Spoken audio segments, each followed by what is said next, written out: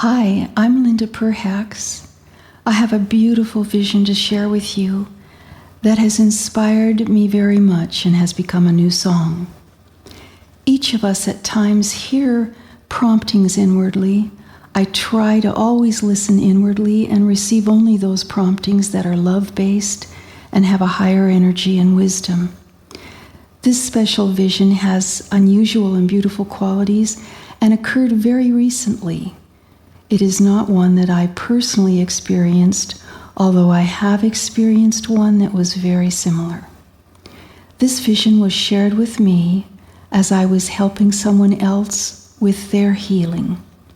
It involves many cultures, it is global in its true message, and it is the true story of a Chinese woman who speaks only Chinese and who has seldom traveled in her life and who has come to the United States recently for her very first visit. When she arrived, her family, knowing her great love for nature and her 30 or more years of devotion to meditation for world peace, took her to the Sequoia National Forest in California to see the giant, majestic, ancient trees. And as the Chinese woman and her American daughter stood silently in a grotto of all these powerful and beautiful trees, the Chinese mother said with great assurance and boldness, "Who are all these people?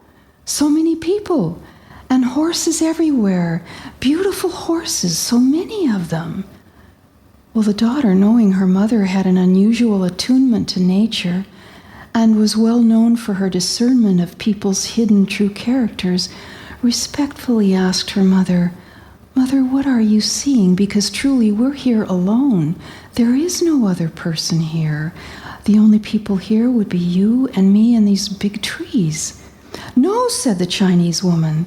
"There are people everywhere, many, many people, and so many beautiful horses. Everything is so beautiful and peaceful and serene. It's absolutely beautiful." And she kept repeating this over and over and over again.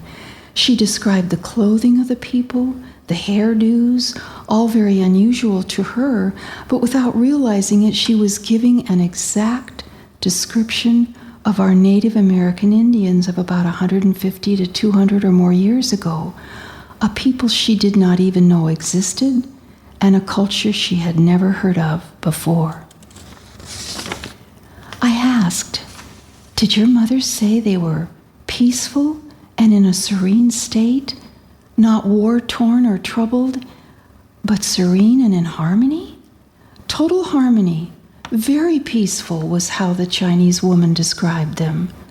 And then she added that she also saw a beautiful waterfall filled with life-giving water, and it was flowing under the people who were at the water's feet, and looking up, she saw a magnificent chief, a very, very great supreme chieftain who stood way up high at the top of the cascading waterfall, and he was majestic and all in pure, intense, bright light.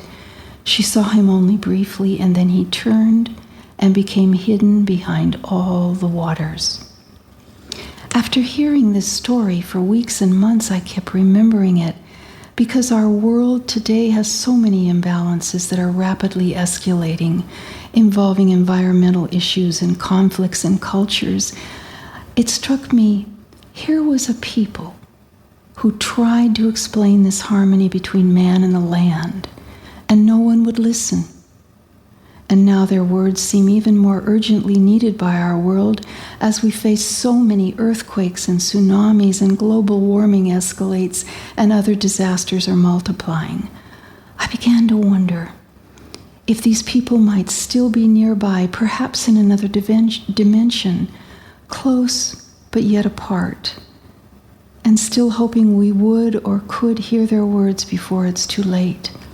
And this wonderment became a song because of the beauty of the Chinese woman's vision of peace between a people and the environment.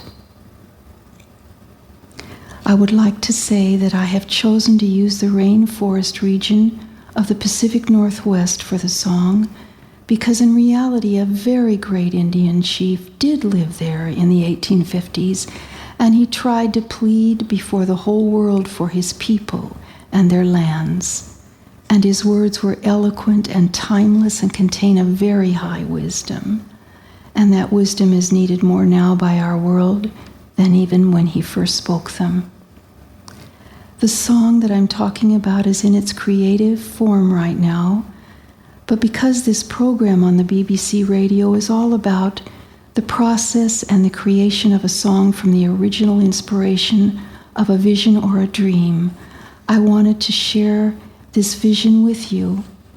And when Devendra returns from his tour, we plan to sing this together, and we hope it will bring some help to you, to our world, and to all its people. Thank you.